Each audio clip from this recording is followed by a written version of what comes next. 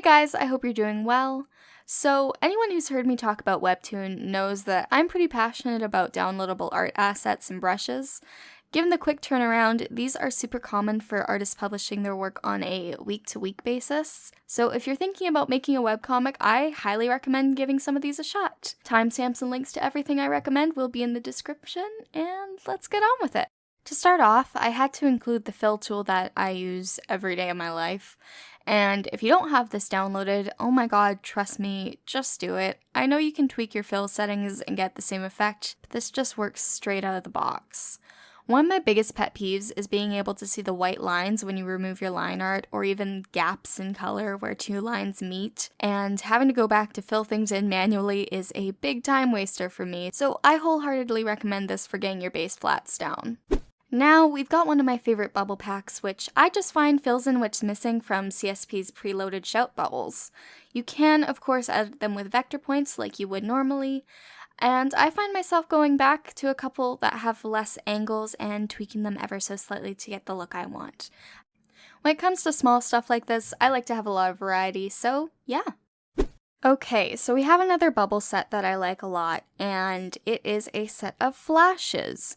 Now, I tend to use these mostly for thoughts. I also sometimes even sub them in for a speedline effect, or like a halo. I just find them very versatile.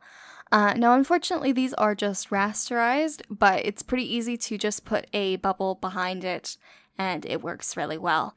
If you like drawing your own balloons with CSP's feature, then this is definitely a must-have. The correct union tool gets rid of the mistake where your lines meet, and the other tools are also great for correcting both hand-drawn and pre-made balloons.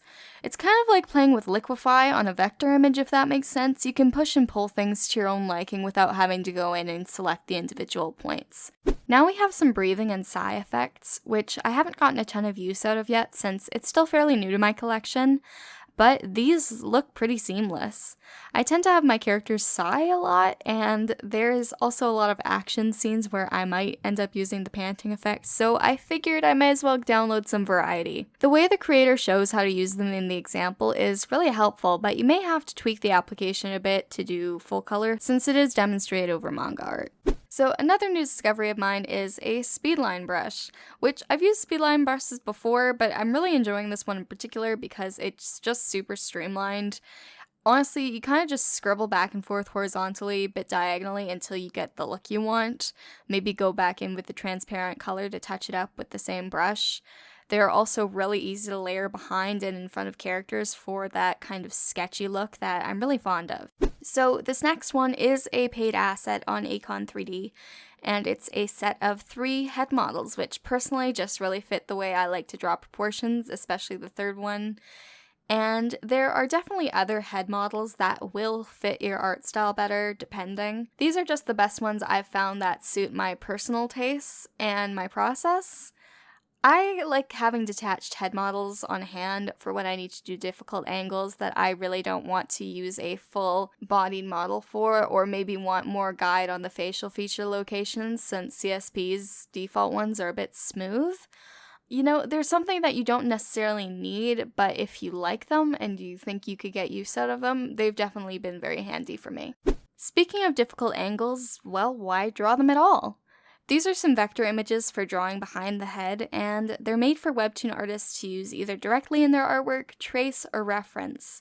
Since these are a paid asset, you're buying the license to use these for both commercial and non-commercial purposes, and you can drop them right in, so please don't worry about it. I know some people get really picky with these things, but as a Webtoon artist, you need to take as many shortcuts as possible. This isn't something I would use in my client work at all, but for my own personal projects, why not? So this next one is a set of brushes that is probably one of the weirdest I've ever used, but I also kind of love it. We have a difficult relationship. This set draws really intricate fingers that you can easily make part of your line art by drawing on a vector layer and switching the expression color to monochrome. If you use the Simplify Vector tool over it, you can also edit how everything bends really easily. If you don't mind staring at some severed fingers, I recommend it. The YouTuber Asia Noble also has a great video on it, which I will link in the description, as well as a guide on how to rename the fingers since they're not in English originally and you do need to know which is which in order to use them. This next one is definitely a lifesaver for me that I just recommend everyone have. But for Webtoon artists that do have a crazy amount of crunch time on their panels, I actually recommend avoiding drawing your own backgrounds as much as you can. SketchUp models are definitely the way to go for me. But if you do need to, this grid is going to help you big time. I've made a whole video explaining on how to use it, so I'll make sure to have that linked, but basically it's really easy to use the perspective rulers and it just speeds up the whole drawing process. Okay, so I didn't want to put a ton of 3D background stuff on this list just because I find it is pretty personal to what your story is and where it takes place. But if your story takes place in the modern era, I can almost guarantee you'll get some use out of these 3D buildings. The way the set works is you can basically configure them to your own liking and basically build yourself like this whole 3D city, which I recommend saving in a separate file and then copying over to your main comic file. That way you have the same layout that you can continue using. They're pretty versatile, but the only downside is that they do not come colored, so you're either going to have to use the line extraction if you have EX, or maybe switch them to monochrome, fiddle a little bit. I try to avoid tracing because I feel like that is going to eat up a lot of time, and you're probably just better to use a different set that is colored. This next set is a collection of Webtoon format sky backgrounds. I like to have a variety of these on hand since they're great if you want to do a scrolling scene transition. I explain transitions and timing pretty well in my Webtoon tips video, so if you want to check that out, I will have it linked. Okay, so here we have two mob assets that I've actually grouped into one since they are basically two parts of the same set anyways.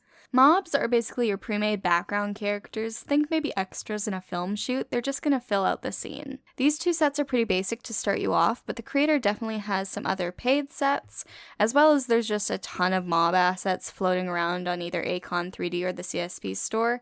But that's going to depend a lot on what kind of art style and time period you're looking at.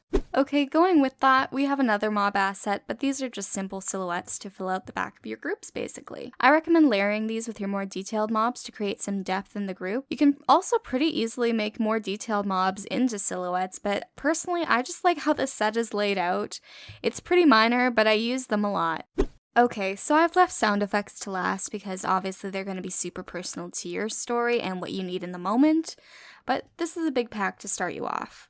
Sometimes I find English sound effects look a bit too much like superhero comics for my taste, a bit too cheesy, but these are super simple and only require a little bit of tweaking. I also recommend adding some motion blur to them if you want a little bit of tension. So that's all I have for now. This was a bit of a smaller video while I'm currently moving, but please let me know if you liked it and I can definitely compile more of my favorite assets. I do have some bigger videos in the works right now. Everything's just been kind of crazy, so unfortunately it'll be a bit before I can get those out, but yeah. Big thank you to my current $10 nut Patreon members, Evilchan and Kovi. You guys are seriously the best, and I cannot thank you enough for your support. Thank you all so much for watching, and have a great week, everyone!